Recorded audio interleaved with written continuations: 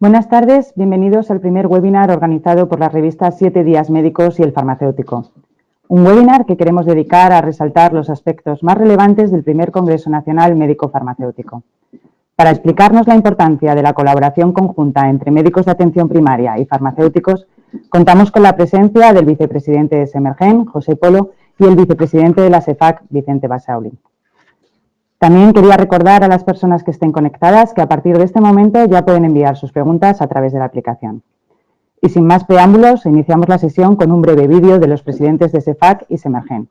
A continuación, tomará la palabra el doctor José Polo. Muchas gracias. El primer Congreso Nacional de SEFAC-Semergen es una iniciativa que pretende impulsar la relación entre el médico y el farmacéutico comunitario de cara sobre todo a intentar que el Sistema Nacional de Salud no se vea tocado en un futuro inmediato en el cual vamos a tener graves problemas debido a la longevidad de la población.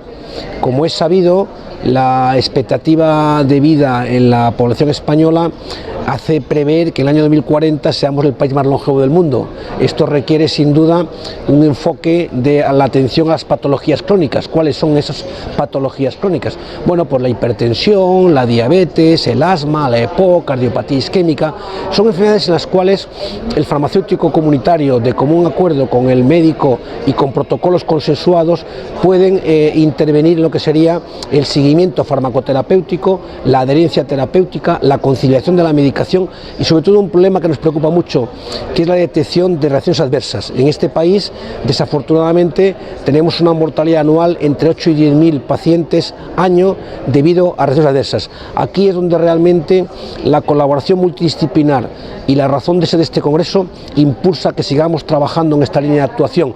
Yo creo que la sociedad en general, los compañeros también van a ver esta iniciativa como muy positiva de cara a la salud pública y a la promoción de la salud. Estamos ante un momento histórico, ¿no? Que médicos y farmacéuticos de atención primaria y comunitaria estemos juntos trabajando en beneficio de los pacientes, creo que es un mensaje contundente y necesario. Hace ya mucho tiempo que estamos trabajando Semergen y SEFAC en esta línea, desde el 2008 que empezamos con el primer documento de consenso, protocolos, proyectos de investigación y muchas actividades conjuntas formativas. Y creo que es la línea para que el paciente y la población tengan los mejores resultados en salud y los más eficientes. Este congreso que hemos batido todos los récords, tanto en comunicaciones, 150 comunicaciones y más de 500 asistentes, creo que es una muestra palpable que a nivel nacional los profesionales de salud queremos trabajar juntos, ¿no? Con otros agentes de salud. Y este es el camino. Este es el objetivo de este congreso, este primer congreso, que será el primero de otros muchos, donde sobre todo han asistido nuestros presidentes autonómicos, todas las juntas directivas, los responsables de los comités científicos, de los grupos de trabajo y de las áreas de investigación. Yo creo que tenemos que felicitarnos todos y también a los medios de comunicación que hacéis posible que toda esta información y todas estas actividades lleguen a la población y los pacientes. Hola, buenas tardes. Es para mí un placer estar con vosotros, con todos ustedes en la sede de SEFAC para hacer un resumen del Congreso Semergen-SEFAC celebrado en Madrid hace un mes, el 7 y 8 de febrero. Vamos a hacer un repaso general del Congreso con las aportaciones y las mesas de debate que considero que fueron muy interesantes. Es muy importante los temas tratados. Empezamos con la anticoagulación para la prevención de ictus. Podemos trabajar también en EPOC, viendo lo que puede hacer el farmacéutico comunitario y que podemos realizar los médicos de atención primaria.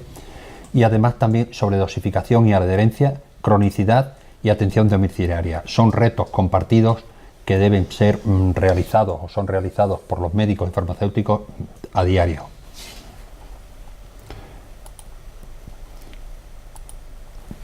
La prevención, anticoagulación y prevención de ictus, todos sabemos y conocemos que el ictus es una enfermedad la más invalidante que existe y además las pacientes con fibrilación auricular, que es la causa más frecuente de ictus isquémico que tenemos en los países occidentales, es la más importante y la fibrilación auricular presenta 5 veces más riesgo de ictus. En España cada 6 minutos se produce un ictus y aproximadamente 100.000 pacientes cada año. De estos, 20% viven menos de 6 meses. La gravedad del ictus isquémico producido por fibrilación auricular es muy elevada y el 30% presenta grandes secuelas. Lo que acabo de comentar son una enfermedad muy invalidante. Tanto el farmacéutico como el médico de atención primaria, ¿qué podemos hacer y qué debemos hacer? Teniendo en cuenta que hasta hace unos años manteníamos, o el paciente estaba con lo que llamamos fármacos anticoagulantes antivitamina K, y los fármacos anticoagulantes antivitamina K tienen la necesidad de un control muy estricto, siempre intentando mantener al paciente, según recogen las guías, en un INR entre 2 y 3. ¿Qué ocurre? Que los estudios y la evidencia nos ha demostrado que un 40% de pacientes tratados con antivitamina K están mal controlados. Es muy importante, por eso, un seguimiento y un control estricto de este paciente que tiene fármacos antivitamina K. Además, los nuevos fármacos anticoagulantes solo están indicados en pacientes con fibrilación auricular no valvular. Hay muchos pacientes que tienen una fibrilación auricular valvular, por lo que todavía son pacientes tratados con antivitamina K. Es incongruente, además, que eduquemos al paciente en un autocontrol y que un profesional como un farmacéutico comunitario que conoce al paciente no pueda modificar un tratamiento, cuando puede realizar un control en la farmacia, pero no aconsejar un cambio de tratamiento. Por eso la colaboración multidisciplinar es clave en anticoagulación. Además, en casi todas las comunidades autónomas, lo dicen los datos y la evidencia, el control anticoagulante es realizado por el médico de atención primaria, excepto en Asturias, Murcia y Canarias. Muy importante, insisto, la adherencia de un tratamiento. Lo iremos viendo en las distintas mesas, que ha sido un tema reiterativo y repetitivo, porque importantísimo. Los estudios demuestran y la evidencia demuestra que todo paciente que hace el tratamiento es el que tiene un beneficio. El que no acaba teniendo una adherencia correcta, pues no hace bien el tratamiento. Con los anticoagulantes de acción directa, ¿qué vemos en los estudios en vida real? Que un 12% a un 20% de pacientes toman mal la dosis. No toman bien el tratamiento, y los pacientes que tienen algunos fármacos que son de toma cada 12 horas están tomándolo solo una vez al día. Hola, soy Vicente Baisauli y bueno, vamos a intentar estas horas, gracias por vuestra asistencia, intentar daros las ideas principales de lo que ha sido el Congreso Conjunto entre SEMERGEN y CEFAC. Terminando con lo que es la mesa sobre lo que es la anticoagulación y la prevención del ictus, me gustaría pues comentar un poquito, ya lo ha documentado el doctor Polo, sobre todo la incidencia de lo que es la enfermedad, todo el problema que hay detrás de la fibrilación auricular como es el ictus, y bueno, y básicamente lo que es la parte digamos en donde el farmacéutico, que él ya ha apuntado bastantes cosas, pero yo me quería centrar sobre todo en una semana, un proyecto de una semana, el Know Your Pulse, que fue el año pasado, en 2018, en noviembre, y bueno, fue una semana en la que desde la farmacia comunitaria estuvimos pues recabando una serie de datos sobre lo que es la fibrilación auricular. Lo que hicimos en concreto fue a través de lo que es la medición del pulso. Como todos sabéis, a través del pulso podemos conseguir ver si hay un pulso irregular, y sabemos que cuando hay pulso irregular hay una gran probabilidad de que parte de estas personas pues, puedan presentar una fibrilación. Y esto es muy importante, y de hecho incido en la derivación al médico, porque es la manera que tenemos de poder hacer ese cribado, de poder detectar en población sana una serie de personas que tengan fibrilación auricular, y a partir de ello pues que ya el médico pueda ponerle su tratamiento. Y como muy bien ha dicho también el doctor Polo, sobre todo controlar esa adherencia cuando esta medicación sobre todo se basa en los nuevos anticoagulantes orales, que tienen este problema de que son tan cómodos o no tienen este seguimiento como lo tienen los fármacos, digamos, tipo Sintron, la Zolcumarol, la warfarina, ¿no? Y entonces, bueno, yo me gustaría dar unas pequeñas nociones de lo que se expuso en la mesa sobre este proyecto, ¿no? En concreto, participaron 101 farmacéuticos sobre una muestra de 977 pacientes, y bueno, de todos ellos, pues bueno, una de las cosas que primero pudimos ver que es importante es que pues prácticamente tenían un 83, casi un 84%, tenían un CH2 DS2 PASC de mayor o igual de 2, es decir, estos datos lo que nos decían es que era necesario que estuvieran, digamos, tratados con una anticoagulación, pues prácticamente el 84% de los pacientes. También nos dimos cuenta que todos aquellos pacientes que tenían una fibrilación auricular diagnosticada por su médico, pues resulta que habían prácticamente la mitad que no tenían tratamiento. Algo muy importante, pues como hemos comentado, detrás de la fibrilación auricular está la frecuencia de aparición del ictus, y esto pues también era importante, ¿no? El poder remitir a los pacientes al médico para que todos estos pacientes que no estaban tratados y que presentaban esta fibrilación pues pudieran serlo, ¿no? También una cosa importante, creo que ya lo ha comentado también el doctor Polo, es que habían un montón, casi un 44,5% de pacientes que no estaban bien tratados, ¿no? Esto es también otra de la importancia, ¿no?, de este cribado que se realiza en la farmacia.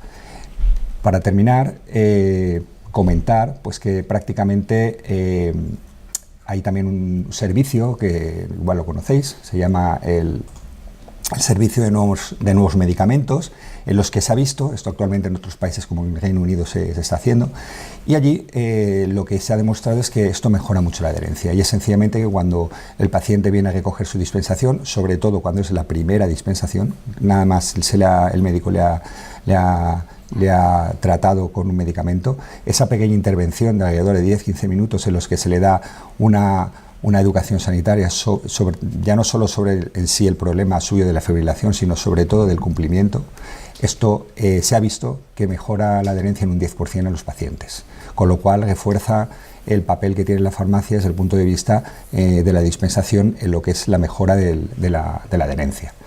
Y bueno, comentar también pues que es muy importante pues eso, difundir la importancia pues eso, de tomar el pulso en las farmacias. Se puede hacer bien de forma oportunista, como ha sido este estudio, pero también, y una de las cosas que quedó en la mesa, fue la oportunidad de que en coordinación también con todos los actores, con todos los agentes sanitarios de primaria y especializada, el poder llegar a instaurar algún tipo de cribado sistemático que permita de alguna manera pues eso, aflorar todos estos casos que, como hemos visto los resultados, pues van a conseguir un mejor pronóstico de la enfermedad. Otro de los puntos o mesas de debate fueron tratamientos en la adherencia en los pacientes con enfermedad pulmonar obstructiva crónica. Muy importante que tener en cuenta lo que es la adherencia en este tipo de pacientes, y los estudios y los datos que manejamos son muy decepcionantes. Son muy decepcionantes porque varía, según los estudios, de un 29 al 56%. O sea, casi la mitad de los pacientes no hacen bien el tratamiento de su enfermedad pulmonar obstructiva crónica. Los factores asociados son normalmente pues, paciente añoso. Paciente añoso es muy importante educarle además en cómo manejar los dispositivos, porque el paciente añoso tiende a, mentalmente siempre hay que preguntar muchas veces a los pacientes quién es su cuidador, quién le pauta, porque si no hace bien el tratamiento volvemos a lo que hemos dicho hace un momento, no obtenemos resultados ni mejora en supervivencia. El hábito tabáquico, el paciente fumador es menos adherente que el paciente no fumador, y después la complejidad del tratamiento. En mi mesa en la consulta tengo todos los tipos de aparatos y intentan que sea más fácil, más sencillo, pero muchas veces a pacientes, sobre todo mayores con polipatología, crónicos, pues les cuesta mucho aprender y tenemos que dedicarnos a enseñar un poquito el uso del inhalador. La falta de adherencia se asocia a un pobre control de los síntomas. El paciente es un paciente crónico hiperfrecuentador porque no conoce bien, claro, no toma correctamente el tratamiento y además aumenta el coste sanitario. Es muy importante volver a promover modelos de colaboración entre atención primaria y farmacia comunitaria, porque el farmacéutico es una persona muy cercana al paciente y esa persona tiene una comunicación fluida, directa, y puede educar y enseñar cómo se maneja cada uno de los aparatos y mejoraría la adherencia. Así es muy importante saber que existe esa falta de adherencia, muy importante también conocerlo, poderlo publicar, decir tenemos una falta de adherencia en pacientes EPOC de un porcentaje elevado y conocer sus causas.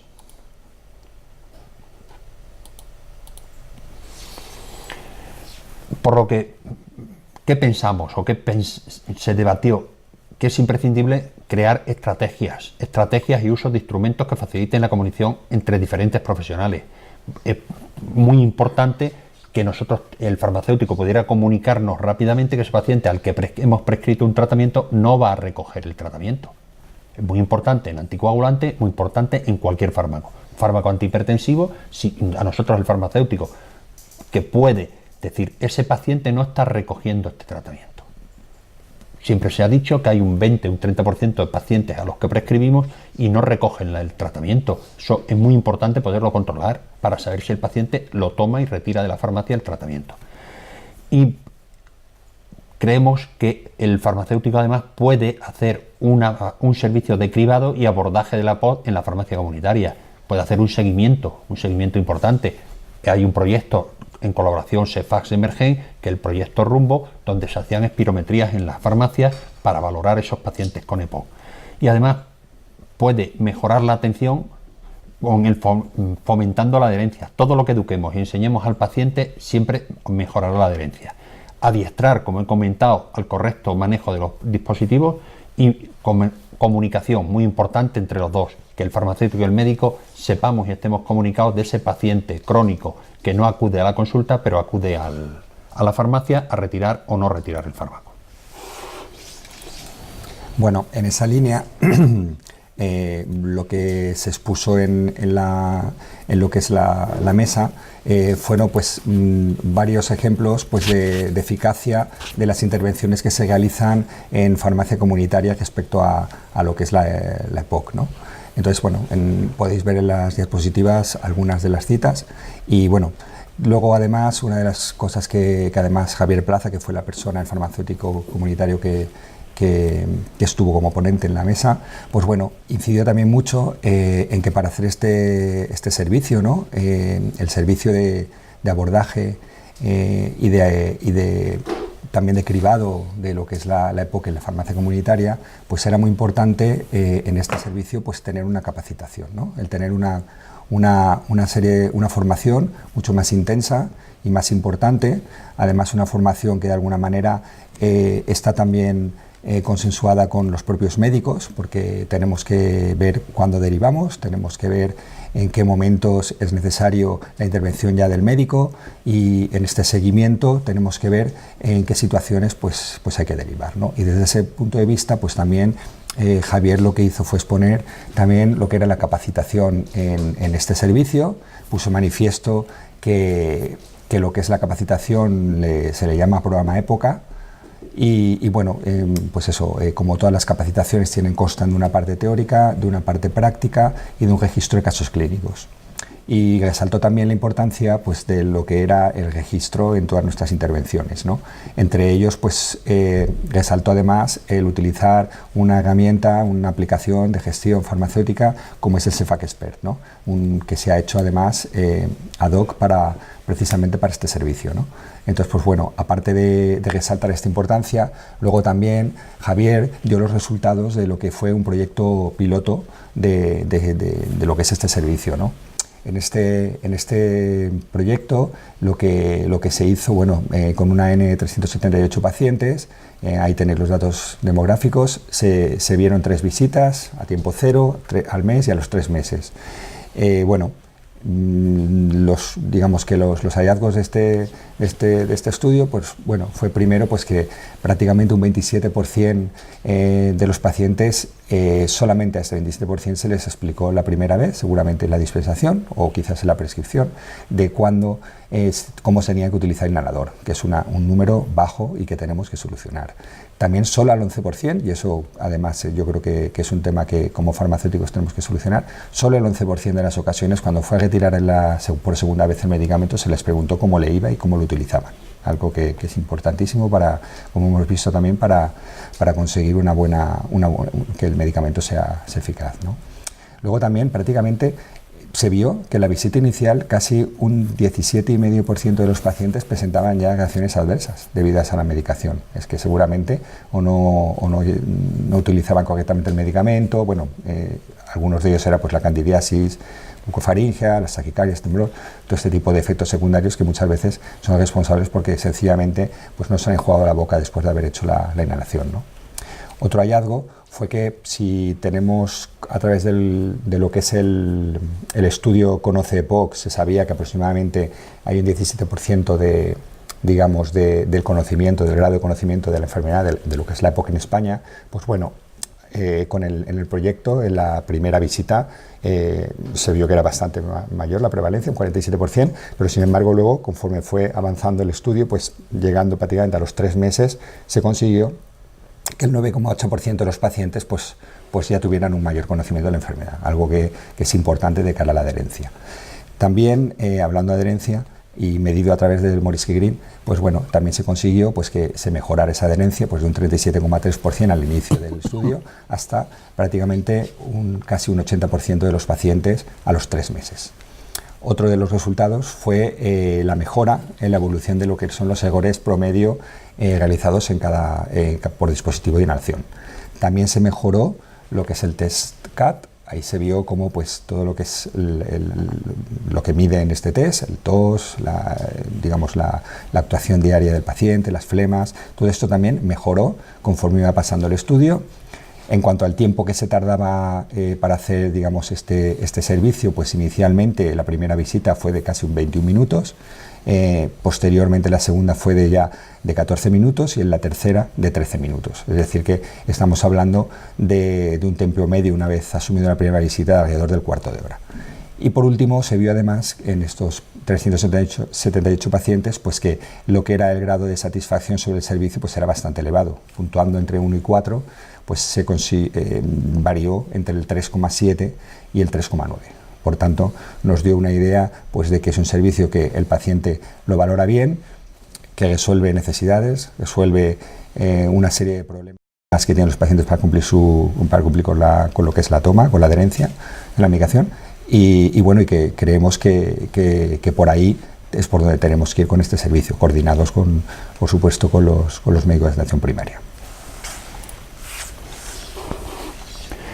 Aspecto importante en una mesa de debate fue los sistemas personalizados de dosificación y cuáles son los retos para la adherencia y el tratamiento farmacológico. Volvemos a tratar el tema de la adherencia como pilar fundamental. Nuestra compañera y amiga de Semergen, Mercedes Ricote, habló mucho de los sistemas personalizados, que es una herramienta valiosa, pero pocos conocidos por el colectivo médico. Esto es así, lo transmitió Mercedes, pero es una cosa clara que el médico no conoce este tipo de dispositivos. Y insistió también en que la mortalidad en los pacientes adherentes es menor que en los no adherentes. Y además la toma del 80% o más de la medicación se produce en los pacientes que son adherentes, esto está claro. Por lo que se necesita un plan de adherencia con buenas hormiguitas, comentó ella, que cada uno debe ir aportando algo día a día. No podemos pretender pasar de una población o de un paciente que no es adherente a que sean todos adherentes de un día para otro. Es muy importante también la perspectiva o lo que piensan los pacientes. Siempre en el mundo sanitario insistimos mucho en lo que decimos los médicos, lo que dice el farmacéutico, damos órdenes en la consulta, pero ¿qué dice el paciente? Siempre llama la atención porque parece que no escuchamos al paciente. Es muy importante además saber qué tipo de pacientes son los que vemos y qué pacientes. Pues lo que más vemos en las consultas son pacientes mayores de 65 años, pacientes que además son crónicos, tienen una enfermedad crónica, piensa hipertenso, diabético, EPOC, y además es muy importante valorar ese tipo de pacientes, lo que comenté hace un momento, si ese paciente es dependiente, si ese paciente además de ser dependiente mentalmente no tiene ninguna laguna ni ningún deterioro cognitivo, porque hay tratamientos que tienen un riesgo como eran los anticoagulantes y además todo tratamiento que no se realiza bien pues no tenemos beneficio, para saber si el cuidador y las horas que toma y si alguien le puede controlar la medicación. La dispensación automática es un valor añadido y además se realizó algún estudio multicéntrico controlado de forma aleatoria y un seguimiento prospectivo. Su principal objetivo es evaluar el impacto sobre el control de la presión arterial de la indicación y preparación del servicio de dispensación automática en comparación con la dispensación estándar en pacientes hipertensos polimedicados. Pues el 80%, además, el 80% del gasto sanitario en España, como en cualquier país, está dedicado al paciente crónico. Bueno, hay países en vías de desarrollo que tienen que mantener un presupuesto muy elevado en patología aguda o en patología infecciosa, cosa que en España lo que más consume el gasto sanitario es la cronicidad.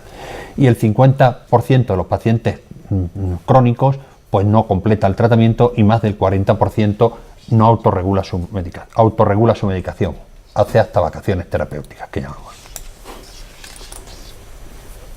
Bueno, en esta línea, pues como ya comenta el doctor Polo, hay digamos, desde CEFAC se hizo un proyecto que consistió, bueno, mejor dicho, un estudio multicéntrico, controlado, aleatorizado por clústeres y de seguimiento prospectivo. Con esto lo que se quiso, o lo que se quiere, el objetivo del estudio, era evaluar el impacto que tenía lo que es sobre la presión arterial, lo que es la indicación y preparación de los sistemas personalizados de dosificación. Y eso compararlo con una dispensación estándar en pacientes hipertensos y polimedicados, ¿no? Este estudio pues, consistió pues, en pacientes polimedicados mayores de 55 años que estaban en tratamiento para la hipertensión arterial y que no alcanzaban sus cifras objetivos de presión arterial, y que además presentaban una baja adherencia al tratamiento. Esto se realizó en 41 farmacias con 195 pacientes, 88 grupo control y 107 el grupo intervención. Y entonces lo que se consiguió ver en este estudio es que se redujeron significativamente lo que es la presión arterial sistólica en comparación con el grupo control, que además un 48% de los pacientes que estaban en el grupo control controlaron su hipertensión arterial ya al finalizar el estudio, el 6º mes, y que se mejoró también la adherencia a lo que es el tratamiento. Se llegaron casi a cotas cercanas al 100% de lo que es el seguimiento. Las conclusiones, por tanto, del estudio fueron pues que la utilización de sistemas personalizados de dosificación lo que nos están ayudando es a conseguir una adherencia prácticamente completa, que además normalizan la hipertensión arterial prácticamente en el 42% de los pacientes, y que además disminuimos significativamente el riesgo vascular pues, de este grupo de pacientes que están controlados y que de alguna manera pues, controlan los valores de hipertensión. Importante, y una de las mesas de debate fue la cronicidad y la adherencia en el contexto o en el medio en que nos movemos y desarrollamos nuestro ejercicio profesional, que es la atención primaria. El presidente nacional de Semergen, José Luis Gisterri, es muy importante, o insistió mucho, que debemos generar hipótesis que sensibilicen con el fin de abordar un tema tan complejo como es la cronicidad. La cronicidad parece que se ha inventado hoy, pero la cronicidad, y el médico de atención primaria la conoce desde hace años, porque la mayoría de los pacientes los tratamos, pero no los curamos, son pacientes crónicos. Pero ¿por qué hay que insistir ahora más cronicidad? Porque el aumento de la población atendida cada vez es más añosa. Somos un país donde nuestra esperanza de vida vamos a superar en unos años a Japón. Vamos a ser personas a partir de los 65 años, una parte muy importante de la población. La atención primaria es la tercera parte, en las urgencias que atendemos en atención primaria, una tercera parte tienen que ver muchas veces con reacciones adversas a medicamentos, y además debemos manejar la cronicidad de forma proactiva. Se deben implementar programas y involucrando siempre al propio paciente. Existe además el paciente crónico polimedicado, que disminuye al ser polimedicado y ser una patología crónica, pues su calidad de vida, que es lo que debemos pretender siempre como médicos y como profesionales sanitarios, todos, es mejorar la calidad de vida del paciente. Siempre nos fijamos en la parte de los estudios de resultados clínicos, nos fijamos muchas veces en cómo mejoró la calidad del paciente cuando realizó un tratamiento u otro, y la mayoría de los estudios lo recogen. Y además pensamos que no hay futuro dentro del abordaje de la cronicidad si todos los agentes de salud no se trabaja de forma coordinada en ella para intentar superar esa epidemia que nos viene, que es el paciente, como he comentado, crónico. Muy importante también qué opinaron los pacientes en la mesa o durante los debates. Pues la representante de los pacientes, Karina Escobar, presidenta de la Plataforma de Organizaciones de Pacientes, comentó y quedó muy claro que la cronicidad, y dijo evidencias como que está ligada a una discapacidad y una dependencia, es equiparable a un envejecimiento y existe una necesidad, y lo piden los pacientes, de coordinación sanitaria y social para tratar a las personas. Atención sanitaria, prevención secundaria, empoderar y educar al paciente y además que el paciente sea corresponsable para tener una continuidad asistencial. También reseñó que es muy importante y necesario que los farmacéuticos puedan acceder a la historia clínica de los pacientes. Este tema de la historia clínica y del paciente, de poder acceder a los farmacéuticos, fue reiterativo en varias mesas, lo comentamos aquí, pero ¿por qué es importante? Porque el paciente puede haber tenido una reacción adversa el paciente o estar algún fármaco que el médico venga de otra comunidad autónoma o el paciente venga de otra comunidad autónoma y a la hora de tener la historia clínica va al médico, como tampoco tiene acceso a historia clínica de ese paciente porque es de otra comunidad autónoma, que sería otro tema a tratar, pues el paciente podemos hacer interacciones o puede tomar fármacos que no debía o tener alergias. Para todos los agentes hablen el mismo lenguaje y compartan objetivos comunes, muy importante. Insistir que el 80, casi el 90% de los pacientes mayores tiene alguna enfermedad o un problema de salud percibido y que además que una media de 2,8 tiene problemas o enfermedades crónicas. Estos datos se incrementan conforme aumenta la edad. Además, se debe buscar un modelo que apueste por la atención primaria con una atención más comunitaria que acerque la salud a las personas. Muy importante, y en los últimos años, en los últimos tiempos se viene insistiendo que nuestra especialidad es medicina familiar y comunitaria, y parece que la comunidad lo tenemos un poco más olvidado cuando es tan importante como medicina o como familia, porque el paciente no solo es paciente de una enfermedad, sino que se mueve en una familia y en un contexto social. Además, el médico y los agentes sanitarios tenemos que tener un liderazgo claro para garantizar esa continuidad asistencial y además también involucrar a los servicios sociales. Cada día más pacientes dependientes, pacientes que tienen unos problemas, y ahora con la crisis más, socioeconómicos, que deben ser atendidos. Por lo que se debe buscar un modelo que proteja la seguridad del paciente, que mejore la información que se le ofrece al paciente sobre su tratamiento, alimentación, higiene y además que asegure la conciliación de la medicación, que mejore e informe al paciente sobre cómo debe reportar esos efectos y además cómo debemos aumentar el reflejar y comunicar los efectos adversos o no deseados. Es muy importante incorporar la visión multidisciplinar contando con la coordinación de todos los profesionales sanitarios y sociales. ¿Qué dijo la Administración? ¿Qué dijo Francisco Javier Félix, miembro o coordinador de los procesos asistenciales del paciente crónico complejo en Extremadura, responsable de todos los planes de actuación? Ha sido el coordinador en el servicio extremeño en el que me honro trabajar. Pues muy importante que la repercusión de la falta de herencia nos da, o el paciente tendrá una peor calidad de vida, además tendrá unas descompensaciones, un aumento de sus reagudizaciones más frecuentes de su enfermedad, genera más ingresos hospitalarios y más riesgos de eventos cardiovasculares o de cualquier tipo de evento dentro del contexto de enfermedad, reagudizaciones de EPOC, paciente que no toma tratamiento tendrá, para la hiperuricemia tendrá un ataque de gota y además claramente aumentará la mortalidad. ¿Qué debe propiciar o propiciará la Administración? Pues respuestas que se plantean son estrategias, planes de actuación integrales. ¿Por qué? Para intentar que exista más adherencia. Y además deben ser con objetivos comunes para todo el sistema, acciones entre niveles asistenciales, médicos de hospital, médicos de atención primaria, enfermeras.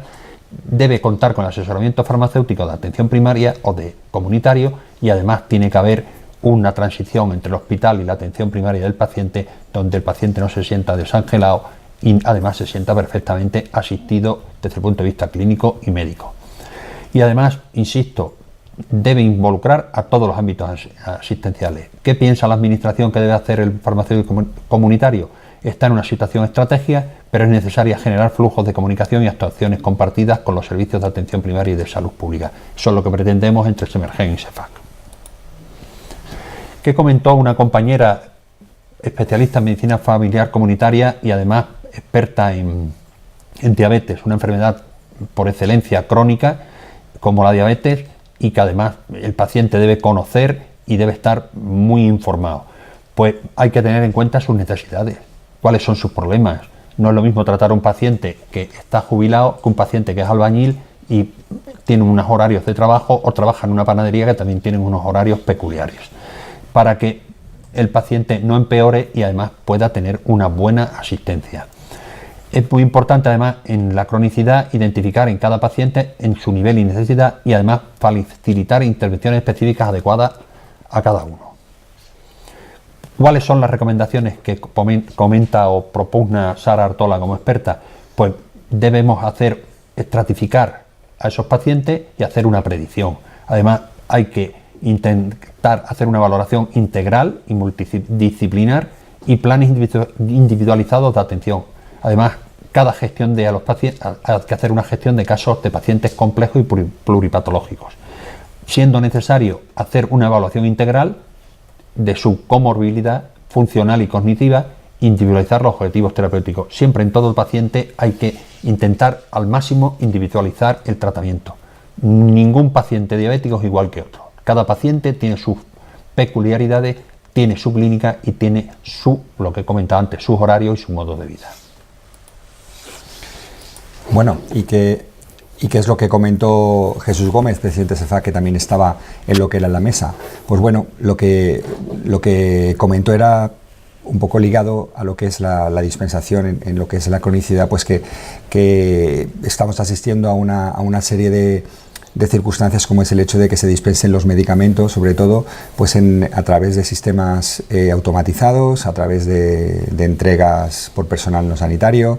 Y bueno, y entonces lo que comento es que es importante asegurar la dispensación. Es importante, ya lo estamos viendo en otras mesas como hemos hablado, sino también porque es que es la mejor manera, además entre humanos, de poder conseguir transmitir todo lo que es la importancia pues de que ese tratamiento se tome, se utilice, porque es un gasto que soporta el sistema de mucha cuantía.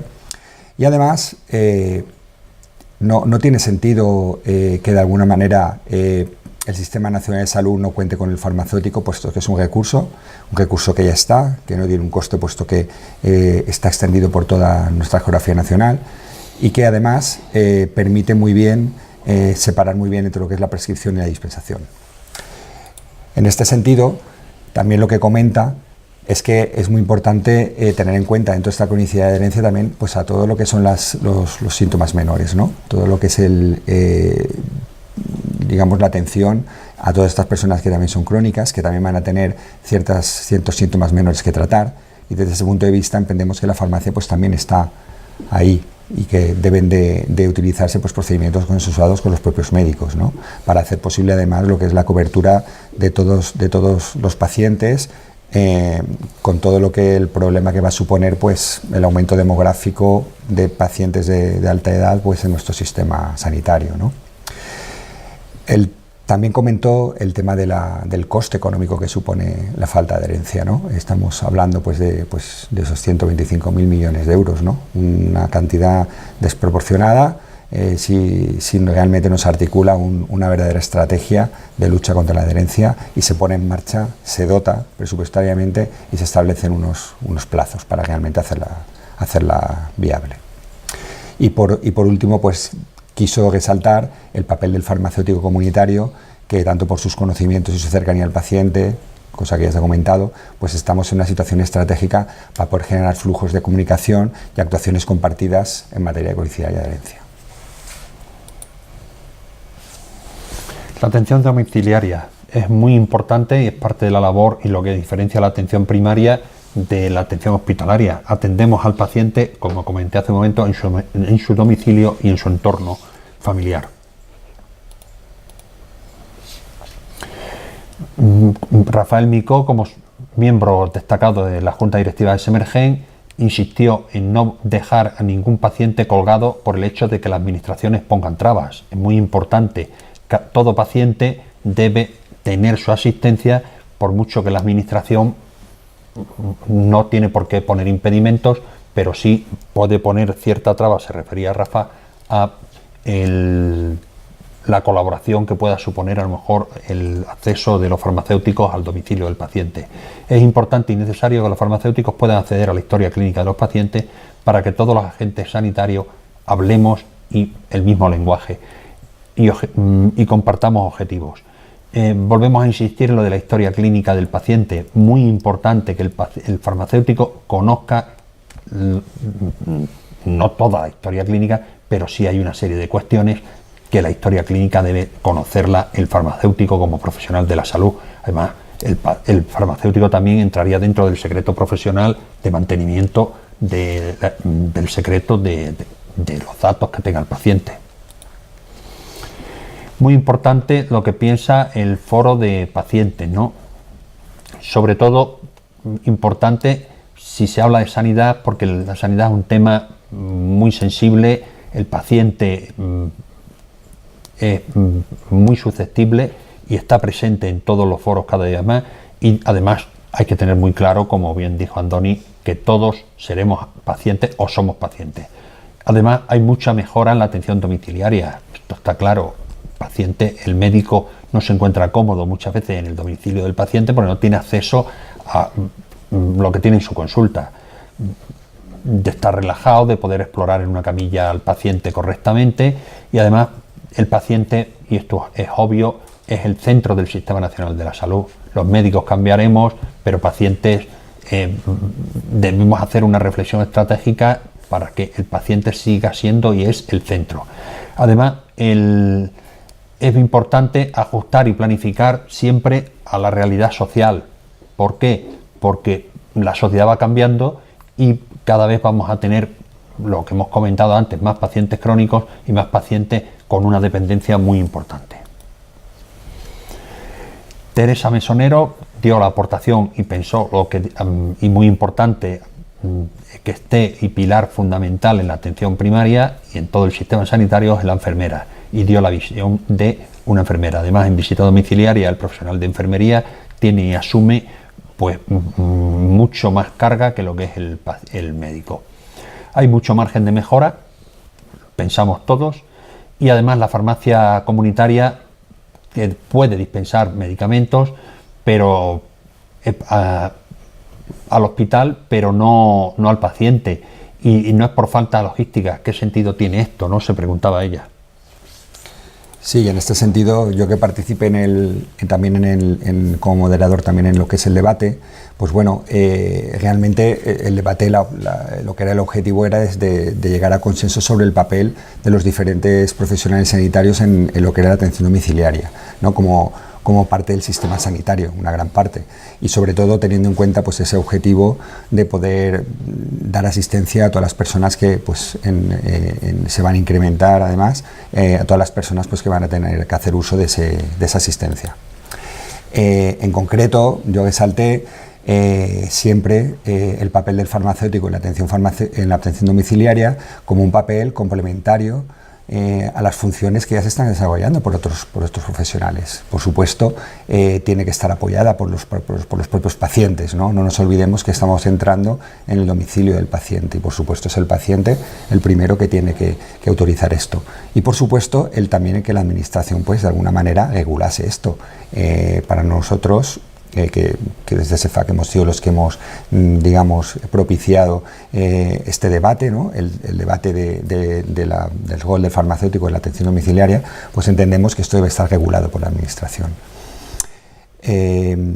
También me gustaría decir pues que la farmacia comunitaria desde hace ya bastante tiempo, desde el siglo pasado, aunque está muy cercano, pero es desde el siglo pasado, y hace tiempo que está muy enfocada y hemos cambiado, hemos reorientado nuestra actividad hacia el paciente que usa medicamentos, ¿no? Y esto es un tema que no tiene ningún sentido que se quede exclusivamente en las paredes de una farmacia, porque todas las personas que conocemos, a los pacientes a los que atendemos, son pacientes que luego están en su domicilio, que al día siguiente pueden haber tenido un accidente y estar en su domicilio, y son pacientes a los que estamos tomando la atención, a los que estamos dispensando medicamentos, a los que les estamos indicando algún medicamento, y todos esos pacientes, el único hecho que cambia para su asistencia farmacéutica es sencillamente el hecho de que puedan en un determinado momento no poder acudir por su propio pie a la farmacia, ¿no?, o por las circunstancias que sean, ¿no? Entonces no entendemos esta rotura de lo que es la asistencia, la continuidad en la asistencia al paciente, ¿no?, y más cuando se nos viene encima el gran cambio demográfico que viene, ¿no? Entonces, desde ese punto de vista, también me acuerdo que di paso al presidente del Colegio de Farmacéuticos de Madrid, que en este caso pues tiene, con motivo de lo que era el proyecto de ley de modificación de la Ley de Ordenación Farmacéutica de Madrid, pues bueno, uno de los temas que más, digamos, ocasionó divergencias con respecto a la profesión de enfermería, pues bueno, le di paso y él estuvo pues explicando los motivos por los que desde el Colegio Farmacéutico de Madrid se estaba apoyando que en la propia Ley de Ordenación pues figurase de alguna manera que se pudiese regular lo que era la atención farmacéutica domiciliaria, o sea, dentro de lo que era la atención domiciliaria. Y bueno, también, y para los que no estuvieron, pues bueno, también di paso en su momento al presidente de Cofares, que también es una persona que nos dio unas pinceladas sobre lo que era lo que es la distribución de los medicamentos a nivel sobre todo los medicamentos hospitalarios, que como antes se ha comentado, pues que se están los medicamentos en particular de diagnóstico hospitalario, pues que se están dispensando. Primero entendemos que en un entorno fuera del entorno de la atención primaria, de la comunidad, donde creemos que deberían de estar, puesto que los pacientes son los que están, son pacientes que viven en su domicilio, que van a la farmacia por otros medios, que es más fácil ayudar en la adherencia, y a los que es más fácil comprobar interacciones, y a lo que es más fácil, pues de alguna manera hacer un seguimiento. Y de alguna manera pues lo que dio a entender es que la distribución también tiene esa capacidad de poder hacer llegar esos mismos medicamentos, a pesar de su elevado coste, pues tiene la capacidad de poderlos hacer llegar también a lo que es la farmacia comunitaria, y que no entendía tampoco cómo esta calidad pues fuera así, ¿no? Habiendo como hay recursos suficientes para poder acercar el medicamento a todas estas personas. Y bueno, y ahí quedó la mesa. Yo quería terminar, ¿no? ¿O quieres comentar tú alguna otra cosa? Bueno, agradecer a la posibilidad de poder participar en este foro, y también insistir un poco en lo que hemos comentado en todas las mesas, ¿no? Muy importante, objetivos comunes, centrar todo en el paciente, y además coordinación absoluta. Coordinación, ¿por qué? Porque mejoraremos la calidad de vida de nuestros pacientes, que es lo importante. Muy bien. Pues bueno, creo que tenemos algunas preguntas que nos hacen los asistentes a este webinar. Las preguntas que tenemos aquí es: la propuesta de que el farmacéutico se incorpore a la atención domiciliaria ha creado polémica entre algunos profesionales sanitarios, especialmente de enfermería. ¿Qué problemas ven en ello? Bueno, lo he comentado, y lo comentaba referente a lo que decía Rafa Micó, que por mucho que la administración, primero, problema de regularlo, ¿no? Profesionales de enfermería, bueno, pues es como todo, generalizar en toda la enfermería, creo que no. Habrá profesionales que sí y otros que no, pero cada vez que se establece o se pone en marcha cualquier programa, parece que tenemos mucha tendencia aquí en España a tener unas parcelaciones de que el paciente es mío, el paciente no es de nadie, el paciente es suyo, es propio, o sea, es de todos. Entonces, ¿qué tenemos que mejorar? La calidad de vida del paciente, y hay que coordinar. Que habrá profesionales que estén un poquito más en contra de esa actuación por el farmacéutico, pero yo creo que formando y creando foros de colaboración coordinada y de forma conjunta, mejoraremos y se romperán esas reticencias que haya. Sí, yo creo que además, como justamente tenía al lado a la representante de enfermería, yo creo que ella, sobre todo, más que problemas, ella hizo mucho hincapié en que ellos veían que, pues eso, que ellos es un trabajo que habitualmente hacen de forma diaria, y sí que ella dejó abierta la posibilidad a que hay que entendernos, que hay que dialogar, y que lo que hay que ver exactamente es que lo que decimos de atención farmacéutica domiciliaria a lo mejor es que hay que ponerle apellido, y hay que decir exactamente qué entendemos por atención farmacéutica domiciliaria, porque a lo mejor es una manera de no crear esas reticencias, porque a lo mejor podemos hablar todos del mismo término, pero eso sí, habiendo dejado claro lo que implica para todos, ¿no? Y quizás yo creo que puede que en eso no esté, digamos, el llevar a cabo con éxito digamos, esta integración del farmacéutico dentro del equipo de domiciliaria, ¿no? Dejar muy claro qué es y qué no es, para que así no haya suspicacias de ningún otro profesional. Bueno, tenemos otras preguntas, ¿no? Sí, la comunicación entre los profesionales sanitarios siempre ha sido difícil, pero ahora, A ver si puede ver más. con las nuevas tecnologías, me imagino que debería mejorar, claro, ser relativamente más fácil. Yo creo que la relación siempre es complicada entre personas, no entre profesionales. Los que venimos de un mundo rural y hemos trabajado muchos años y trabajo en un centro de salud rural, la comunicación siempre ha sido muy buena con los profesionales de farmacia o con la enfermería. ¿Por qué?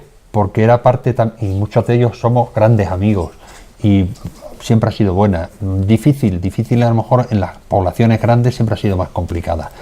Desde luego que ahora con las nuevas tecnologías pues es muy importante, va a mejorar.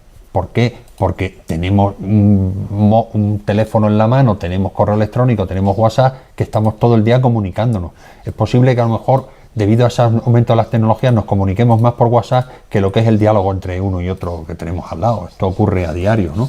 Pero yo creo que la relación complicada, la comunicación es entre personas, y siempre hay profesionales y compañeros o gente que se comunica peor o es menos comunicativa, y otros más, pero yo creo que normalmente es buena, ¿no? Médico-farmacéutico. Sí. Es verdad que hace falta, digamos, ahondar un poquito más en eso. Yo creo que de hecho el Congreso ha sido una buena ocasión, por lo menos desde la experiencia que creo que los dos hemos tenido, y a nivel de juntas directivas y a nivel de lo que es los propios comités, tanto el comité científico como el organizador, ha sido muy enriquecedora, y yo creo que tenemos que seguir por ese camino. Sí. Tenemos otra pregunta que dice así: dentro de la prevención del ictus y mejora del control de la anticoagulación, ¿no podrían controlar el INR en la farmacia? Bueno, yo creo que eso ya se realiza, ¿no? En la farmacia hay farmacias que realizan el INR. Lo que no puede, curiosamente, y lo hemos comentado en la mesa y se comentó en la mesa, y además lo comenté personalmente, es que parece un poco absurdo que estemos intentando que el paciente se pueda autocontrolar y que el profesional con un estudio bastante importante y formado como es el farmacéutico no pueda hacer una modificación de ese mal control. O sea, el paciente puede hacerlo, y un profesional en la salud como un farmacéutico puede controlar el INR y tiene que decirle que su médico le dosifique o le modifique. Es lo que me parece absurdo. Sí, yo creo que se referirá más al tema, digamos, oficial, ¿no? De si, porque habitualmente, como se suele hacer digamos, en las unidades de hematología, bueno, depende de la comunidad autónoma, pero yo sí que sé, por lo menos en lo que respecta en la comunidad autónoma donde trabajo yo, que es la valenciana, me consta que ahora mismo hay un proyecto precisamente impulsado por la propia administración, un proyecto piloto sobre determinación del INR en las farmacias, de manera que así, incluso si no recuerdo mal, el propio resultado se le comunica también a través de una app al paciente, para también permitir el autocontrol, entiendo, asistido, por supuesto. Sí, ha cambiado mucho. Lo que comentas a nivel hospitalario, el 90%, quitando 3 comunidades autónomas que mencioné, que eran Asturias, Canarias y Murcia, el resto del control de la anticoagulación la realiza el médico en el centro de salud, el 90 y tantos % en España, ¿no? Entonces, y el médico pauta, hace la venopunción, o sea, no la venopunción, sino en gotas secas se hace ya el INR, lo hace la enfermera y comunica al médico el INR y pauta al médico. En este caso, el farmacéutico, hay farmacias que realizan el INR, pero no pueden ajustar la dosis. El paciente sí podría si estuviera autocontrolado, pero el farmacéutico, que es un profesional sanitario, pienso que muy bien formado y preparado, pues no puede decirle al paciente, indicarle que modifique la dosis en una cantidad o en otra. Me parece absurdo, es lo que pienso. Bueno, otra pregunta es si como farmacéutico, bueno, está igual, es más para Vicente, quiero coordinarme con los médicos de centros de salud más cercanos, ¿cómo debería hacerlo, Vicente? Bueno, yo la verdad es que me tienes que ayudar. Sí, pero bueno, yo creo que la primera es una de los creo que uno de las asignaturas pendientes que tenemos quizás es el aislamiento que estamos en las farmacias, ¿no? Desde el punto de vista de la coordinación con el resto de profesionales, sean los médicos de atención primaria y enfermería, ¿no? En los centros de salud. Y efectivamente, para coordinarnos tenemos que primero, pues yo creo que conocernos, ¿no? Y desde ese punto de vista, yo creo que deberíamos de llegar a algún tipo de, digamos, de colaboración en cuanto a la realización de sesiones clínicas conjuntas en los propios centros, quizás algún tipo para ciertos proyectos en particular, pues el ponernos cara. Y todo esto creo que la coordinación tiene que partir, y yo creo que lo hemos hecho así en el Congreso, es partir de conocernos, hacer cosas juntos y a partir de ahí empezar a andar, ¿no? Creemos que ese es un camino que se empieza de esa manera, ¿no? Antes de podernos coordinarnos, creo que nos tenemos que conocer, tenemos que ser capaces de reconocer las cosas que hacemos bien, las que hacemos mal, en qué podemos complementarnos, qué podemos hacer, y a partir de ahí podremos coordinarnos. O sea, no creo que sea una cosa fácil de responder ni fácil de hacer, pero creo que estamos en el camino. Completamente de acuerdo. Yo creo que lo primero es conocernos. ¿Dónde mejor conocernos? Pues sería interesante propiciar sesiones en los centros de salud para que el propio farmacéutico comunitario de la zona de salud pues conociera a los médicos y para coordinarse. Y después participando en foros como el que hemos empezado este año, y creo que debe tener, o pensamos que pueda tener continuidad, para irse conociendo mejor entre profesionales. Cuanto mejor nos conozcamos, mejor trataremos a nuestros pacientes. Bien, la siguiente pregunta que teníamos era, se han hablado de herramientas de esa comunicación, telefónica, carta por paciente, Google o específicas. ¿Hay algo hecho a través de la plataforma RXXI, que desconozco cuál es esta plataforma? Yo me imagino que se referirá si hay algún programa, algún... Entiendo, o a lo mejor alguna comunicación a través de receta electrónica, sí, quizás. Sí, yo creo que no. ¿En tu comunidad cómo lo tenéis? No, nosotros es teléfono, llamar al farmacéutico y hablar con él. A través de, sí. Bueno, yo creo que, aprovechando la ocasión y contestando a lo mejor a la pregunta, es el tema quizás del poder utilizar una herramienta como tenemos en todas las comunidades autónomas, que es la receta electrónica, el poder tener una utilidad mayor desde el punto de vista de comunicaciones, ¿no? Que sea realmente además un instrumento en el que podamos ver las prescripciones, e incluso en un determinado momento que pudiéramos los farmacéuticos poder acceder a la historia clínica y poder también completarla, incorporando pues todo lo que el paciente, todos los medicamentos que está utilizando, sobre todo los que son de autocuidado, ¿no? Pues bueno, yo mi opinión personal es que está infrautilizada esa receta electrónica, porque podría ser un instrumento perfecto también para comunicarnos entre los dos, ¿no? Sí, en el sistema, claro, cada comunidad, cada servicio de salud tiene un sistema. En el sistema JARA, en este momento se ha integrado, que es el que manejamos en Extremadura, la comunicación directa con hospital, con servicios sociales, y también sería buena idea a lo mejor en ese propio sistema integrar al farmacéutico. Muy bien. Bueno, nos hacen una pregunta desde nuestro país hermano, Portugal, vecinos míos, soy extremeño. Buenas tardes a Portugal. Y nos preguntan qué tipo de intervenciones sería necesario, ¿no? Pensar hacer los farmacéuticos en visita domiciliaria. Médicos. No, medidas.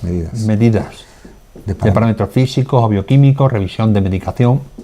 Bueno, yo creo que por ahí van los tiros, ¿no? Quizás la última más que la primera, ¿no? Creo que los farmacéuticos nos tendríamos que, como es lógico, centrar en lo que es el medicamento, en lo que son los servicios relacionados con el uso de los medicamentos. Por supuesto, la revisión de la medicación es uno de ellos, la revisión, el seguimiento de la medicación creo que es el servicio más central, más importante, seguido o prácticamente igual con servicios relacionados con la adherencia, muy importante. Creo que en la adherencia hay mucho que hacer y muchos recursos que mejorar, y entonces, pues bueno, desde el punto de vista también de esa adherencia podemos estar hablando de servicios relacionados pues con eso, con los sistemas personalizados de dosificación, que pueden ayudar en estos enfermos crónicos, en estos colectivos, facilitar también esta misión. Y luego ya hay toda una serie de actividades que yo entiendo también que en esto enfermería tiene mucho que hablar, porque enfermería además lo lleva haciendo durante mucho tiempo, y esto del tema de lo que es la medición de parámetros, ¿no? Pues bueno, yo soy de la opinión de que como agentes sanitarios tenemos una serie de competencias transversales que no tienen apellido, es decir, cualquier profesional sanitario debe de hacerlas por el hecho de ser sanitario, independientemente de que sea farmacéutico, sea médico, sea enfermero, ¿no? Entonces yo pienso que pues bueno, el medir la presión arterial yo creo que es una de esas competencias. Creo que cualquier profesional sanitario que por supuesto que lo sepa hacer y lo haga bien, lo haga. No creo que eso sea algo que esté reservado a una determinada profesión. De la misma manera, tampoco creo que realizar una glucemia basal en capilar o un colesterol total o triglicéridos, tampoco me parece que sea algo que tengamos que hacer los farmacéuticos porque sí. Creo que lo podría hacer cualquier otro profesional sanitario formado para hacerlo. Y yo creo que el farmacéutico, la misión principal que tiene en la domiciliaria es sobre todo lo relacionado con lo que es el medicamento, ¿no? Es lo que creo que más podemos hacer nosotros. Yo creo que el control de la adherencia y el control de intentar que desaparecieran esos grandes botiquines en los domicilios. Sí, la revisión de botiquines. Revisión de botiquines es muy importante y además la aportación sería muy valiosa, creo. Bueno, nos hacen otra pregunta. ¿Consideráis que las oficinas de farmacia están plenamente integradas en el Sistema Nacional de la Salud? Bueno, pues perdona que te diga, pero yo creo que no. Claramente un no grande, ¿no? Es triste que un profesional sanitario cualificado, vuelvo a decir, no colaboremos y estemos con él. Siempre al farmacéutico se le ha visto como aparte y fuera del Sistema Nacional de la Salud. Sí, la verdad es que aunque me disgusta reconocerlo, pero pienso igual que tú, y desgraciadamente no están plenamente integradas en el Sistema Nacional de Salud, no. Y eso lo vemos luego, creo, en el día a día, lo vemos sobre todo, pues eso, en esa ausencia de los farmacéuticos comunitarios en campañas que se hacen a nivel local, a nivel centro de salud. Y yo creo que este tema, pues bueno, yo creo que quizás es una oportunidad de mejora que tenemos las sociedades científicas para ir en este camino, ¿no? Para ir, ya que el sistema sanitario o la administración, pues, o bien no es receptiva o no está por la labor o ni se le ve ni se le espera, pues bueno, pues quizás pues desde las sociedades científicas tenemos ese deber, ¿no? O esa misión. Creo que es muy importante ir cambiando la mentalidad y la forma de trabajo para que conseguir entre todos una integración mayor y poder aprovechar ese recurso sanitario muy cualificado que está mal utilizado o desaprovechado. Vale, tenemos la siguiente pregunta. Pregunta, ¿y qué farmacéutico tiene que ir a hacer la atención domiciliaria? Si no es un servicio pagado por la administración, entiendo que correspondería a la farmacia que le dispense los medicamentos, pero a veces pueden comprarlos en farmacias distintas. Bien, ¿a quién le corresponde? Bien, yo opino, y por lo menos desde el punto de vista de SEFAC, la propuesta que se realizó sobre atención farmacéutica domiciliaria, lo primero es que la atención farmacéutica domiciliaria, tal y como nosotros la proponemos, es primero una actividad que está regulada. Es decir, esto no es qué farmacia o qué farmacéutico. Lo primero hay que ver, hay unas necesidades, el paciente tiene unas necesidades, desde ese punto de vista la administración es la que va a regularlo y esta administración pues tendrá que ver esas necesidades y tendrá que ver qué farmacias se las pueden solucionar. Y en base a una serie, entiendo yo, de criterios que deben de cumplir las farmacias, al igual que tienen que cumplir los pacientes que sean, a los que se les preste ese servicio, ¿no? Pues bueno, en arreglo a eso, es en lo que se debería de articular todo lo que es en sí la atención y, por supuesto, en colaboración con los demás profesionales, en colaboración con el propio médico y con la propia personal de enfermería. O sea, que decir, no creo que sea esto, que sea inicialmente el farmacéutico el que tenga que decidir nada. Yo creo que esto estará regulado, o entendemos que debería estar regulado, y en esta regulación es donde, en función de las necesidades, se deben de articular las soluciones. Y estas soluciones vendrán en función de una serie de requisitos. Las farmacias que puedan prestar los servicios, pues seguramente serán los que lo tengan que hacer. Las que no lo hagan, evidentemente como no las pueden cubrir, no las harán. Y entonces, en función de eso, yo creo que el hecho de que sean o no los que dispensan, creo que es una circunstancia, un requisito totalmente secundario. Aquí lo importante es la salud del paciente y, sobre todo, qué necesidades hay que satisfacer. Y desde ese punto de vista, el que le hayan dispensado en un sitio o en otro no tiene mayor importancia que esa. Es decir, aquí lo que hay que ver es qué necesidad tiene el paciente, y esa atención domiciliaria lo que tiene, desde el punto de vista farmacéutico, lo que debe es ir a subsanar los problemas que tengan relacionados con el medicamento ese paciente, independientemente de quién le haya dispensado el medicamento, ¿no? Porque entendemos, insisto, en que esto es una regulación de un servicio y en colaboración con los demás. Yo no veo que sea el farmacéutico el que tenga que estar ligado con la dispensación o no del medicamento que utilicen los pacientes. Muy importante lo que comenta Vicente, y me alegro que salga este tema porque yo hice una pregunta, la pregunta del millón en el Congreso, que el farmacéutico no deja de ser un empresario, tiene una empresa y tiene que mantenerla. Eso está claro. Ahora bien, hay que tener también claramente que no todos los farmacéuticos estarán preparados para ello, y también habrá que tenerlo en cuenta que puede ser una prestación de un servicio más que habrá que valorar siempre quién lo paga. El paciente o igual la administración. Si nosotros estamos ahorrando tantos miles de millones por la falta de adherencia o consideramos ahorrarlo, hay dinero para pagar esto y mucho más. Y además también hay que tener en cuenta otra cosa. Soy de los que piensa, y lo digo y lo mantengo, que el todo gratis a mí no me sirve, porque habrá que valorar siempre la capacidad económica de cada paciente, y habrá pacientes que no solo gratis, sino que habrá que darle dinero o más dinero al paciente, más prestaciones, y otros pacientes con un nivel de renta muy elevado, pues posiblemente se les tenga que cobrar un servicio como otras muchas cosas. Totalmente de acuerdo. Finalizamos. Bueno, pues muchas gracias por haber estado ahí, escuchándonos y haciendo las preguntas. Reitero las gracias a personales de haber sido invitados, y ha sido un placer también representar a Semergen en este foro y en esta casa de CEFAC. Muchas gracias. Yo también quiero unirme a los agradecimientos del doctor Polo. También desde CEFAC estamos muy satisfechos. Daros las gracias por las horas a las que son y vuestra participación, y cerrar ya este webinar. Muchas gracias.